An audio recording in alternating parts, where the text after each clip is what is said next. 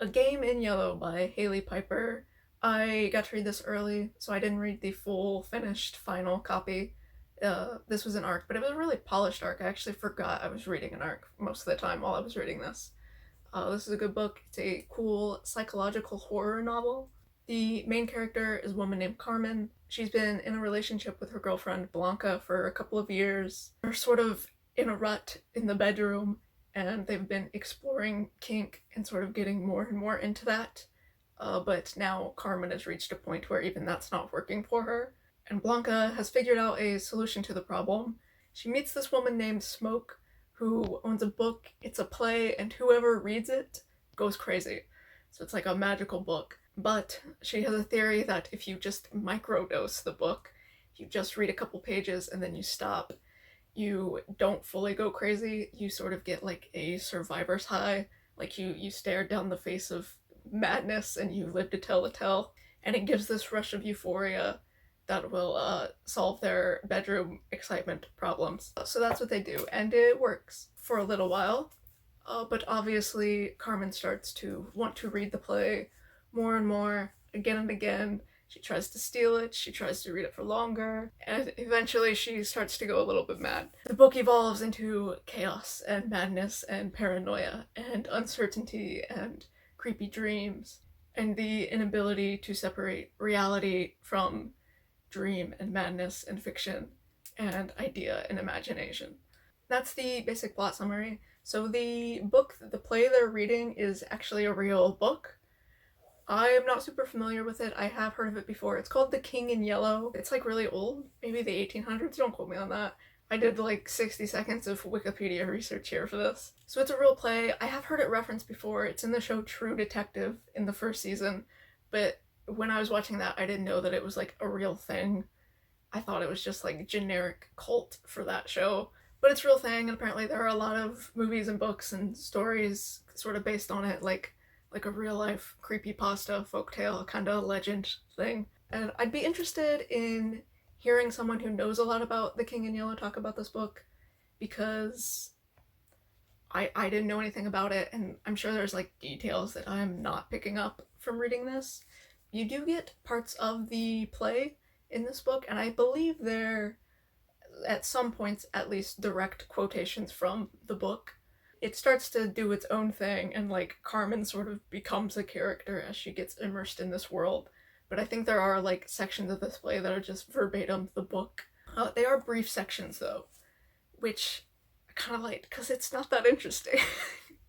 The actual like King in Yellow, the play, kind of fucking boring. Especially sort of in this universe where canonically Smoke only has Act 2 of the play, and the play has been broken up into sections. And so we're literally just like jumping in randomly to Act 2. We don't know who any of these people are.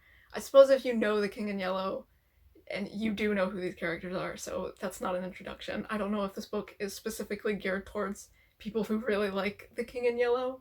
I don't know how big that fandom is. Again, I haven't heard of this before.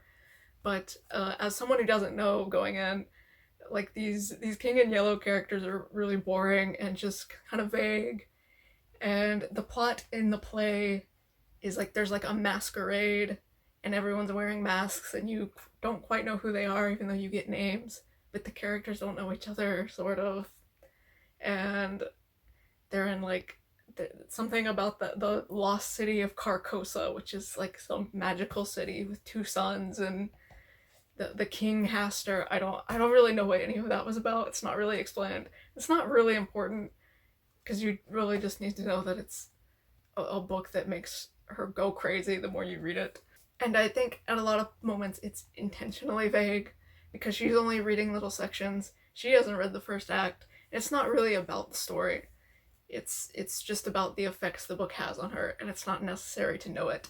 And you only get brief snippets of the play. Before I realized that this was a real book that it was quoting, I was thinking about alternate ways to do this sort of plot line.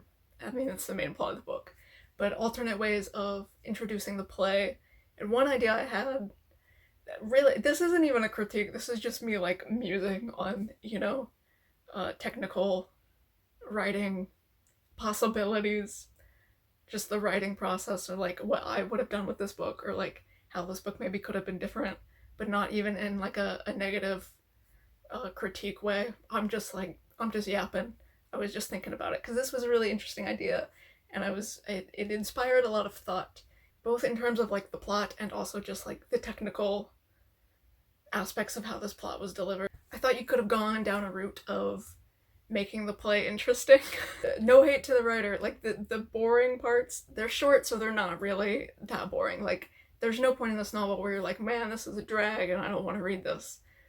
You're just like, I don't really know what's going on, and I don't really care about any of these people's, and it's just a couple pages, and then you're back to Carmen and Blanca and like the real world and the real story and the real characters, which I like. I like that a lot, and it's well written and it's engaging. But the play is boring, but that's not on this author, that's on whoever wrote The King in Yellow 200 years ago or whatever.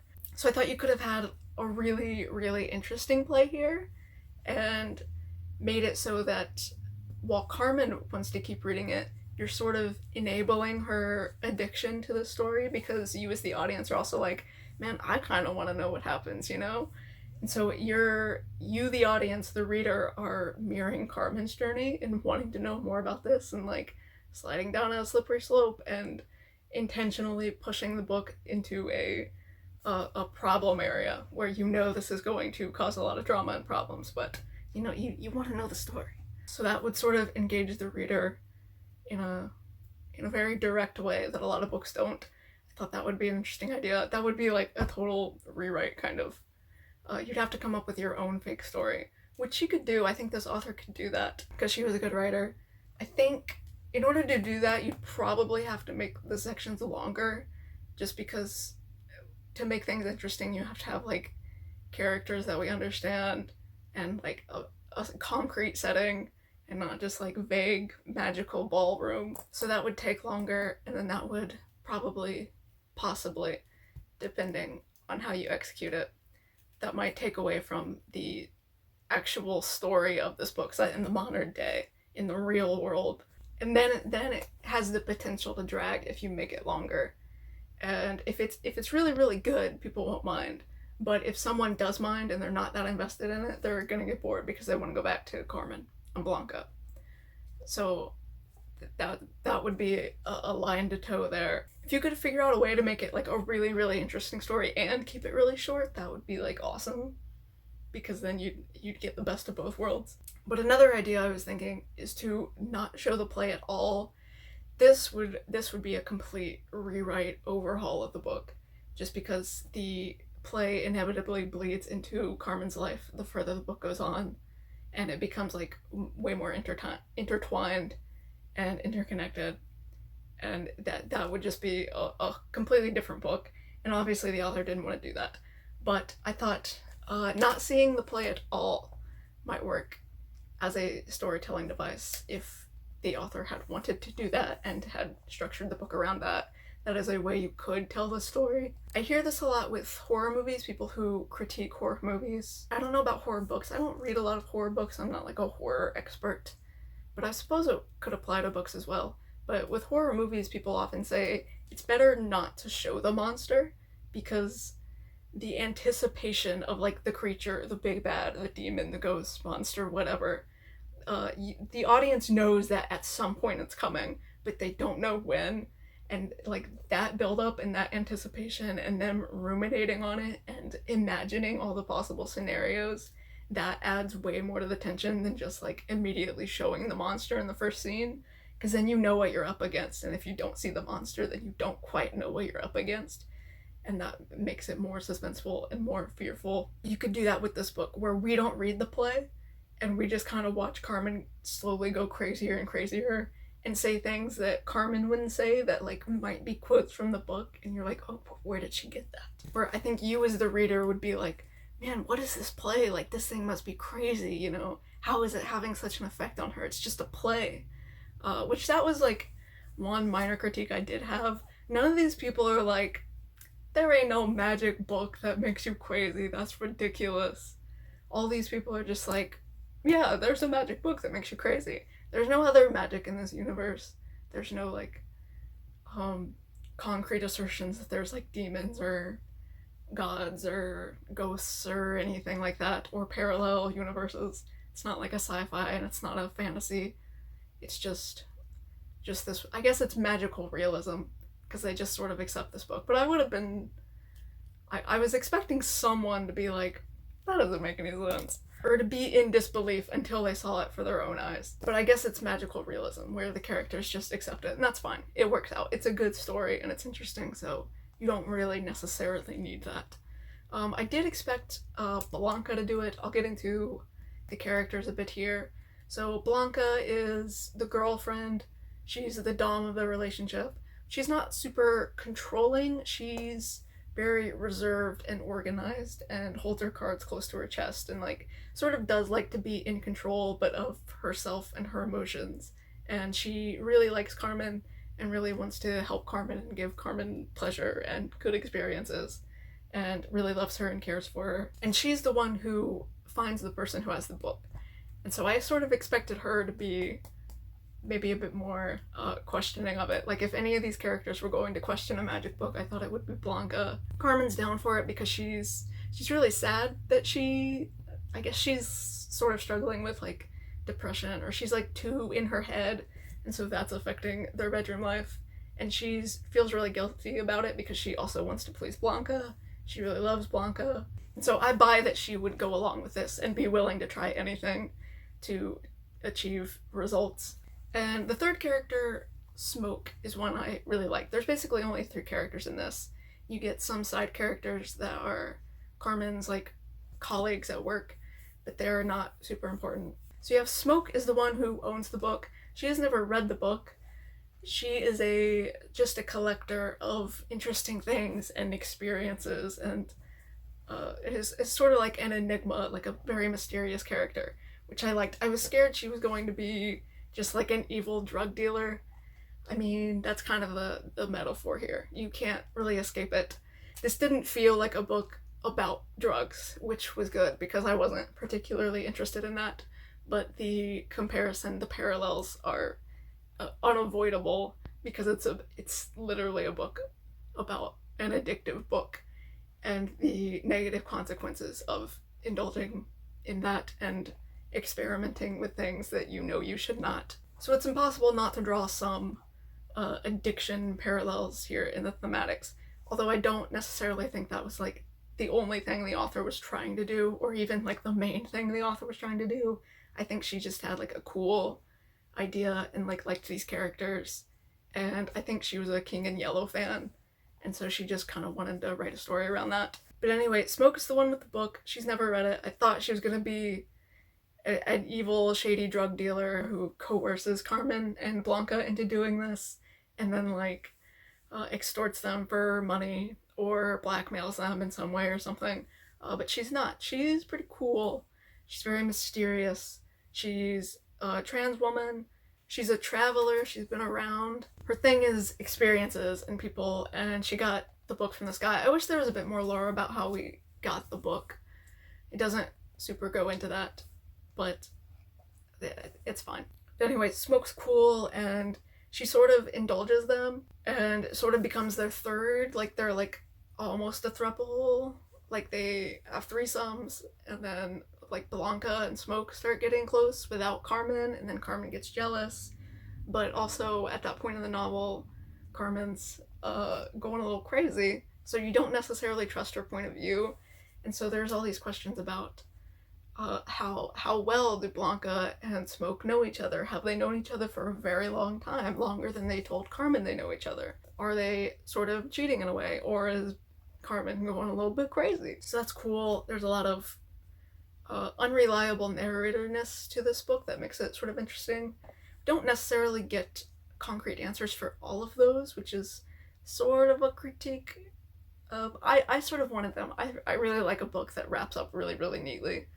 Not everyone does. Not every book needs to be like that. I think this book was successful and fun and a good read, so it doesn't necessarily need that, and I'm not knocking it for not giving me every single piece of information, especially when we're stuck in the viewpoint of Carmen, who is unreliable. I am gonna get into spoilers. I want to talk about this ending, so I'm gonna spoil just the whole end of the book, because I want to talk about it, and it's my channel and I can do that.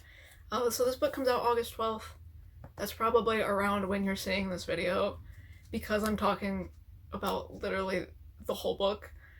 I I don't want to publish this video before the actual book is published and like spoil everyone on it. So it's June for me, but it's probably August for you if you're watching this, or after that. But it comes out August 12th. I didn't hate or love the ending. I think it works fine.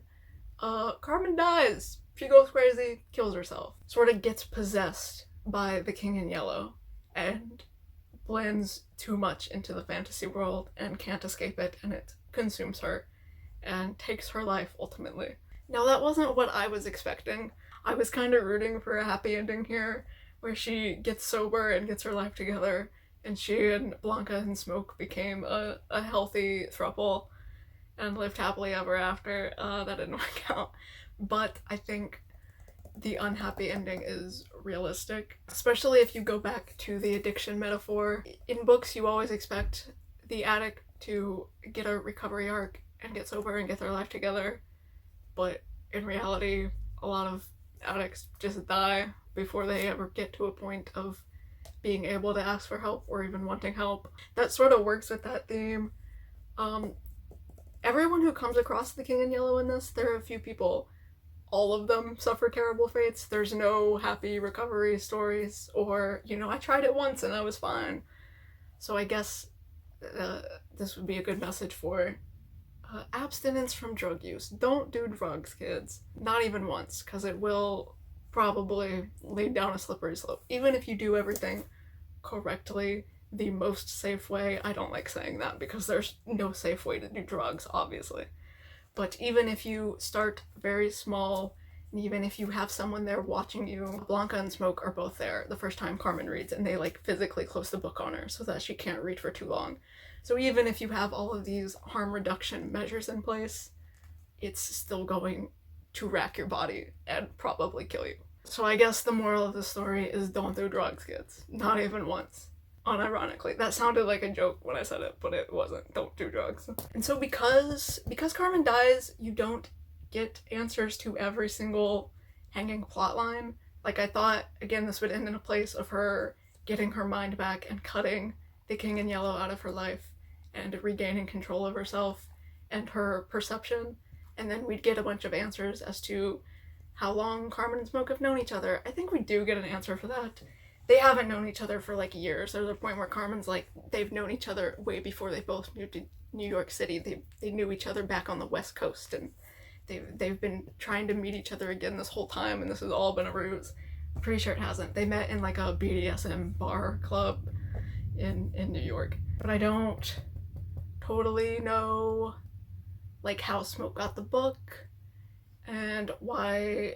Well, I mean, I know why she never read it, because she didn't want to go crazy and die. There's also some questions of, did Smoke want Carmen out of the picture to get Blanca for herself? So she showed Carmen the book on purpose, knowing that it would kill her, and then she would have Blanca to herself. I don't necessarily think that's the case. I think she really was trying to help this couple and then ingratiate herself as a third because she liked them, and she really liked Blanca in particular. But she also did like Carmen. She was attracted to Carmen at first, and they thought it could make it work, but there is a point in the madness where Carmen thinks that Smoke is sort of out to get her, and sort of is the evil drug dealer type, but it's infinitely more interesting than just a cliche bad guy, because you definitely don't fully know Smoke's motives, and you don't know really her past or anything about her, so she's very enigmatic, and probably the most interesting character in this. But I liked all of these main characters in their own ways. But you also don't know, there's some other people who die. Everyone at Carmen's office ends up reading the book. She ends up freaking out and making everyone else read it, so they'll all flip out. And a couple of them do, definitely, but we don't really see the aftermath of everyone in the office. Not that we really care about those people. There was something else I was gonna say. Oh, Carmen has, I guess this one might be a real critique. So Carmen has this implied shady past that she doesn't want to talk about, but from what we get in the book, it sounds like she had a teenage crush, a teenage relationship in high school with this other girl, and then she just dumped her. and that's like her great shame. And I didn't quite understand what was going on there. She like feels like all of this repressed guilt about this girl she knew in high school and like hooked up with. But like what was the problem, mama? I don't know how old these people are. They're like in their 30s, I think. And I'm like, you dumped a girl in high school and then you moved or something? Like, what was the problem? And then there's also some implied shadiness to both Blanca and Smoke's past, but that could have been Carmen, and it could have been just like the book messing with her and messing with her in her dreams and stuff. I don't know. That didn't really go anywhere. But the thing with Carmen and her ex, either I missed something or it just wasn't. There should have been like a reason she felt guilty, and I really don't know what she felt guilty about, to be honest. And it didn't seem that bad. She didn't do anything that bad, from what I understood. And I was expecting some like really big reveal there, and there wasn't one that I remember. But like I was paying attention reading this. I really liked it, so I don't know how I would have missed that. But I guess it's possible I missed a line or it was said sort of vaguely in like a dream sequence or something. I don't know. Yeah, I did like this book. The ending defied my expectations in a neutral way. I guess it works. I'm not like dissatisfied with the ending. I didn't love it, but I wanted like a hunky-dory, happy-go-lucky ending. Everyone gets a happy ending, and it's a horror novel, so that one's on me. What else do I want to talk about? This is a good book to just sort of ponder on and muse about. I'd call this sort of literary fiction in a way. I guess it's horror. It's not like super scary, gory, incredibly dark, awful horror, monstrous horror. It's sort of like literary fiction horror. There is like literary fiction vibes, but like good literary fiction.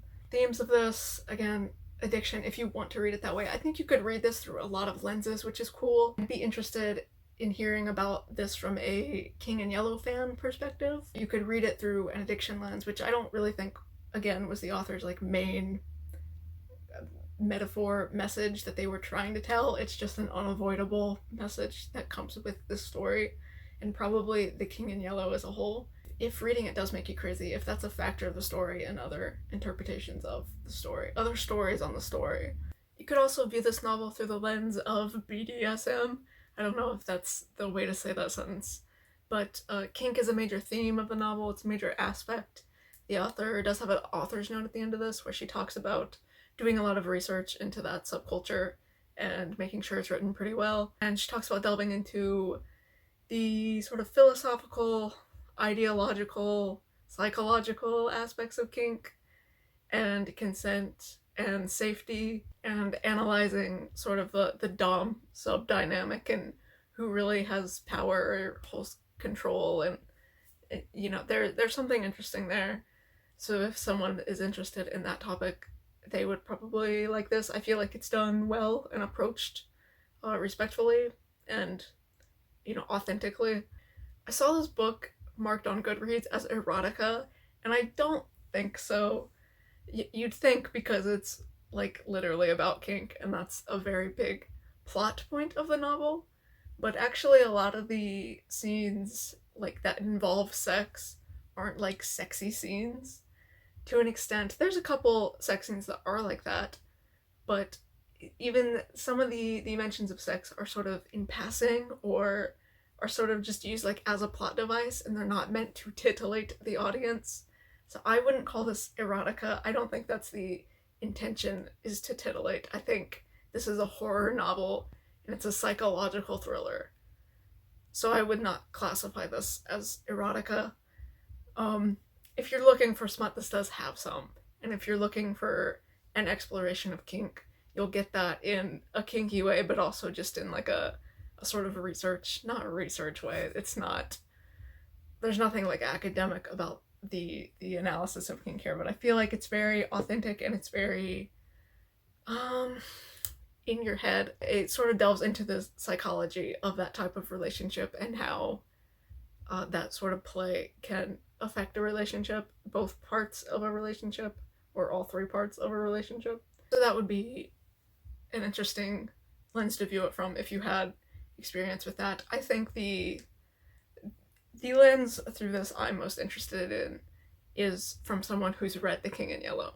Because I was also wondering, as I was reading the play sections that mention, the characters from the play, I was wondering if those were characters from the novel, but like rewritten, given different names, but they played roles that were basically parallel or adjacent to people in the real world. I don't think so. I sort of thought that at the beginning before I knew this was based on a real text. And there were definitely moments where I thought some of the themes overlapped and where something might be a metaphor for this or like foreshadowing this thing in the real world. But I think finding out that it was its own text and that she's just like quoting a source material, I don't necessarily think that plays into each other as heavily as I thought maybe it could have. But that's kind of okay because I couldn't see the parallels. Like I was really trying to make them and like trying to figure out who this person is. And there's a person called the Stranger. And I'm like, which of these people is the Stranger? Is it Smoke because she's new and she's sort of like come into this relationship and no one really knows who she is? But it wasn't that. I'm pretty sure it was never that at any point. You get a reveal of who the Stranger is at the end and it's the fucking city of Carcosa. I don't know if that's from the text. I don't know. I don't think it was as interconnected as I initially thought it was, which is fine. I sort of did expect that though. But I don't know. I would be interested if you've read The King in Yellow and you read this book. Was it like super overlappy? Were the characters of Carmen and Blanca and Smoke like based on characters in the play? Maybe even parts of the play that we didn't see? Or was there overlap? I'm thinking like the naming conventions because I read something about the names in the play are like Camilla and Casilda, and that's sort of sonically reminiscent of Carcosa, which is the city where they're from, and that's like intentional.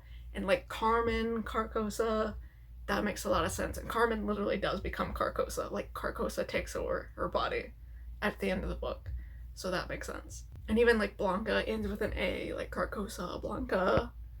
And then Smoke has a K in there for like Carcosa, which is spelled with a C. I don't know. You understand what I mean. They're somewhat sonically similar, and that was intentional in the foundational text. So I'm assuming the name Carmen at least is very intentional in this context. But I would be interested in hearing the perspective of someone who is very, very familiar with the story.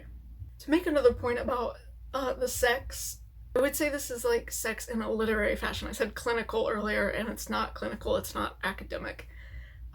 I said like research, actually. I tried not to say clinical because I knew that wasn't the word. It's literary.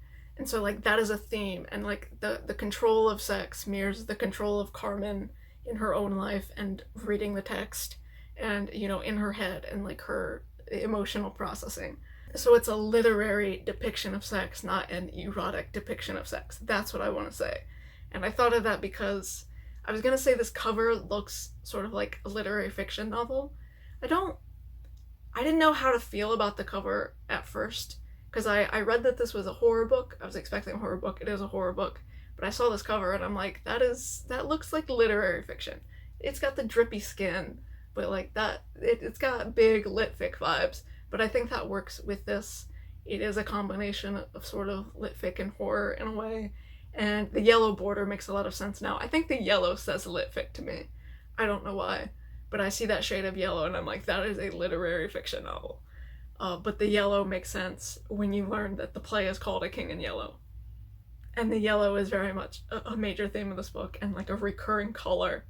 And every time she sees the color, it reminds her of Carcosa, and her brain goes to this place. So the lit fic yellow border makes sense in hindsight. It's fine. It's not terrible. I mean, it works. It's not like I love it, but it doesn't matter. I don't know why I've been critiquing covers lately, but sometimes it's fun to critique a cover if it's particularly interesting. And this was interesting to me because it evoked a different genre than what I was expecting, but it's true to the book. I think that's about all I have to say. This was a good book. I enjoyed it. I gave it 4 stars. It would have been 5 for me if there had been just like a bit more clarity with some of the storylines, but that's not really a major fault because our main character was an unreliable narrator who died and so it's it's hard to wrap up storylines if your character's just not in the position to be able to deliver those to you. But the book could have found some way. But there weren't like really cliffhanging storylines. There were just like little details about the world that I wanted expanded because I found them interesting. So is that really a fault of the book, or was it a good book and I just wanted even more of it because I enjoyed it? It was a good book, like 4 stars, 4.5.